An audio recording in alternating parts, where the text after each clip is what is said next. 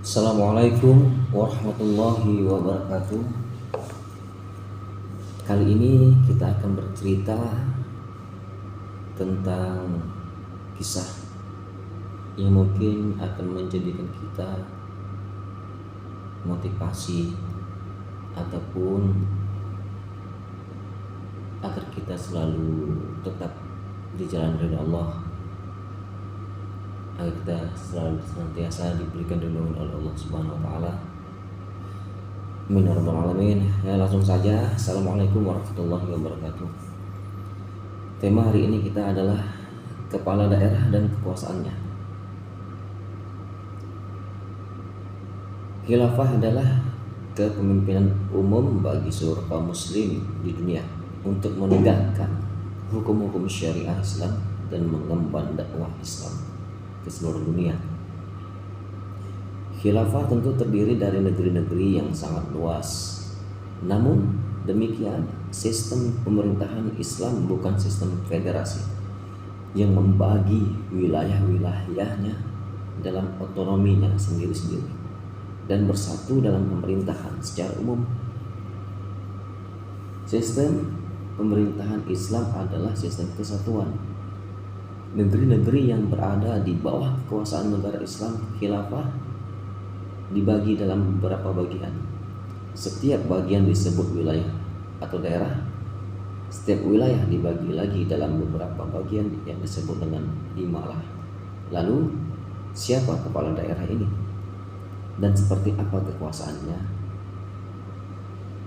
Telah kita kali ini akan membahas rancangan UUD atau Masrur Dustur Negara Islam pasal 52 yang berbunyi seluruh negeri yang dikuasai oleh negara Islam khilafah dibagi ke dalam beberapa bagian.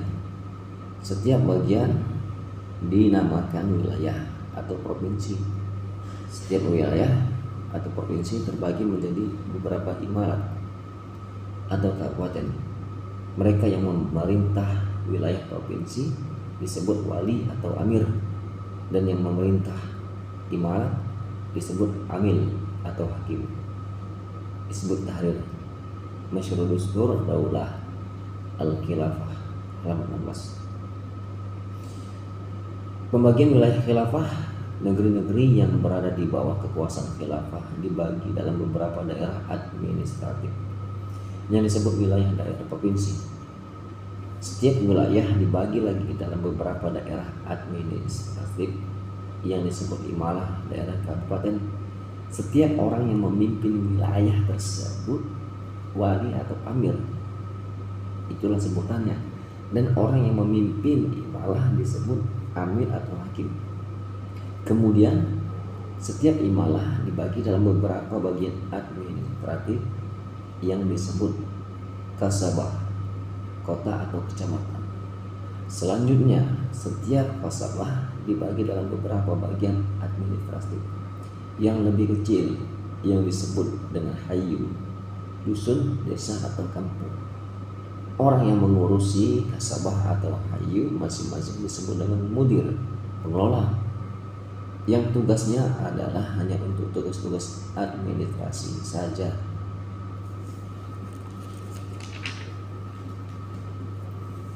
Para wali adalah para penguasa hukam karena wewenangnya adalah wewenang pemerintahan. Di dalam Kamus Al-Muhit dikatakan wa waliya asyaya wa waliya alai wilayat. Wa walayat, kata wilayat an atau wilayah adalah masdar infinitif yang artinya adalah al-qutah, jalan, al-imarah, kepemimpinan, dan as-sultan adalah kekuasaan, Fairuzabadi, al-zamun al-mutin. Karena wali adalah penguasa, maka untuk menduduki jabatan wali memerlukan adanya pengangkatan dari khalifah atau orang yang mewakili khalifah dalam melaksanakan pengangkatan itu. Sebab Wali tidak diangkat kecuali oleh khalifah. Hal ini didasarkan pada aktivitas Rasulullah SAW. Beliau telah mengangkat para wali untuk berbagai negeri. Beliau memberi mereka hak wewenang untuk memutuskan persengketaan. Beliau telah mengangkat Mu'adz bin Jabal menjadi wali di wilayah Janat, Ziyad bin Walid di wilayah Hadramaut, dan Abu Musa al-Asy'ari di wilayah Jabid, dan An-Nabani Muqaddimah Ad-Dustur halaman 109. Mengingat seorang wali itu adalah orang yang diangkat oleh khalifah sebagai penguasa dan pemimpin di suatu wilayah atau provinsi, maka para wali adalah wakil khalifah. Karena itu mereka harus menjalankan semua aktivitas yang diwakilkan oleh khalifah kepada dirinya. Untuk jabatan wali ini, syariah tidak menetapkan batasan tertentu. Setiap orang yang ditunjuk untuk mewakili khalifah dalam menjalankan aktivitas pemerintahan adalah wali terkait aktivitas itu, sesuai dengan konteks redaksi yang ditetapkan khalifah ketika pengangkatannya sebagai wali. Akan tetapi terkait kekuasaannya terhadap suatu wilayah, maka tepatnya dibatasi, sebab Rasulullah SAW telah membatasi daerah atau wilayah yang akan menjadi daerah atau wilayah kekuasaan wali yang beliau angkat. Contoh dua bentuk wilayah. Jika khalifah mengangkat seorang amir pemimpin untuk satu daerah, wilayah atau negeri, maka kepemimpinan dan kekuasaannya ada dua bentuk: kekuasaan umum wilayah ammah dan kekuasaan khusus wilayah khasasah. Kekuasaan umum wilayah ammah artinya bahwa wewenangnya meliputi semua urusan pemerintahan yang ada dalam wilayah kekuasaannya. Jadi ketika khalifah mengangkat dia untuk suatu daerah atau wilayah, maka khalifah memberi dia wewenang untuk mengatur semua urusan rakyatnya dan menyelesaikan semua tugas-tugas yang dikuasakan kepada dia. Dengan kata lain, wewenang yang diberikan khalifah kepada dia adalah wewenang secara umum. Adapun kekuasaan khusus wilayah khasasah, yang artinya bahwa wewenangnya dibatasi untuk mengatur angkatan bersenjata mereka, mengurusi warga, melindungi wilayah, atau membela perempuan dan anak-anak di wilayah dan daerah kekuasaannya. Ia tidak boleh menangani peradilan al-qada, mengumpulkan kharaz dan sedekah. Dalam hal ini Rasulullah SAW telah mengangkat wali dengan kekuasaan umum atau wilayah ammah.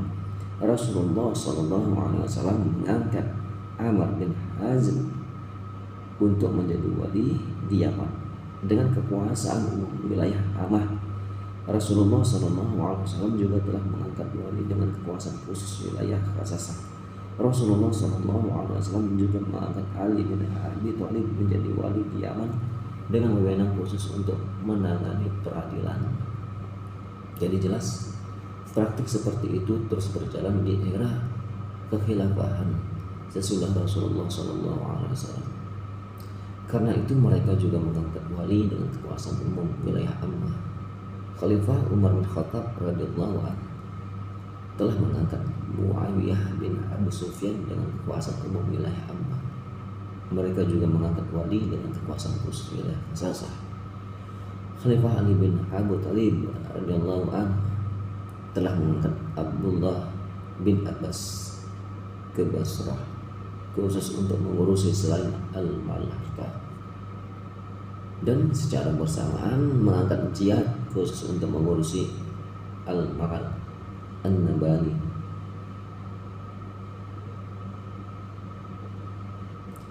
Dengan demikian, kekuasaan wilayah pada masa awal telah mengenal dua bentuk wilayah, wilayah Asyarah dan wilayah Al-Karaj. Karena itu kita menjumpai buku-buku sejarah ketika membicarakan masalah ini menggunakan dua bentuk. Ini bagi para amir wali, yaitu al-imarah al-as-salah, kepemimpinan atas salat, dan al-imarah al-as-salah wa al-karaz, kepemimpinan atas salat dan karaz. Artinya seorang amir kadang-kadang diangkat menjadi amir salat dan karaz, kadang-kadang menjadi amir salat saja, dan kadang-kadang menjadi amir karaz saja. Makna salat dalam masalah wilayah kekuasaan atau imarah kepemimpinan ini bukan berarti menjadi imam masyarakat dalam memimpin pelaksanaan salat saja, namun kekuasaan dan kepemimpinan atas mereka berlaku dalam seluruh urusan. Sebab penggunaan kata salat di sini masuk dalam ita'aku juz in wa iradatikum, menyebutkan sebagian namun maksudnya keseluruhan. Akan tetapi dalam masalah ini dikecuali urusan almal, harta.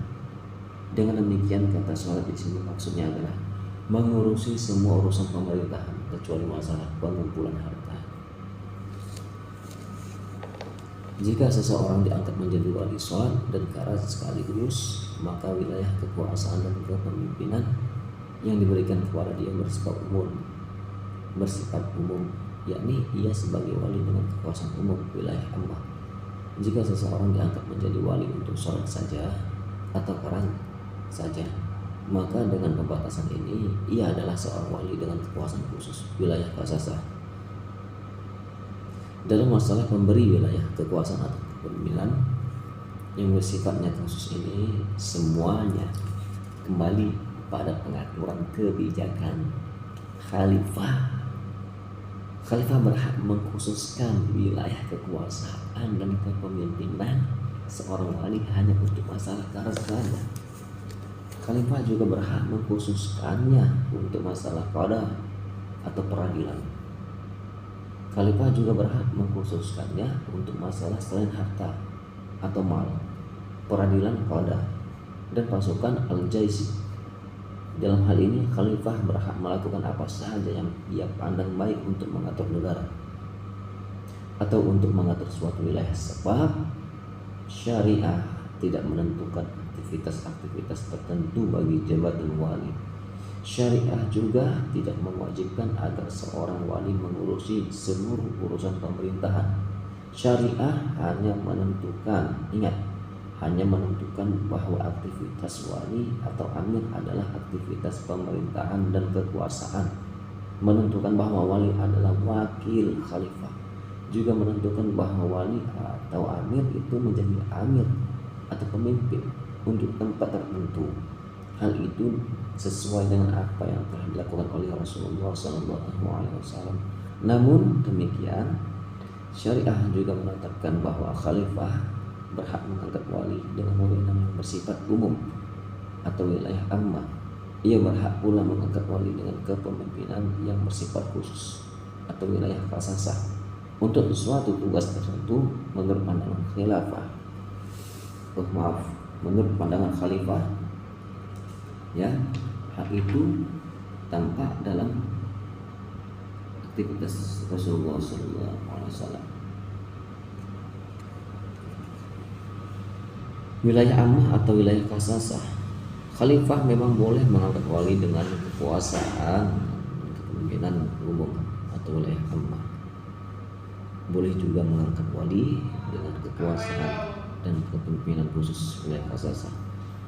Namun pada masa-masa terjadinya pelemahan para khalifah Abbasiyah, maka kekuasaan dan kepemimpinan wali yang bersifat umum wilayah ammah ini benar-benar telah memberikan kemungkinan beberapa wilayah daerah menjadi independen hingga tidak tersisa lagi kekuasaan bagi khalifah kecuali sekedar sebutan namanya dan pencetakan mata uang atas namanya.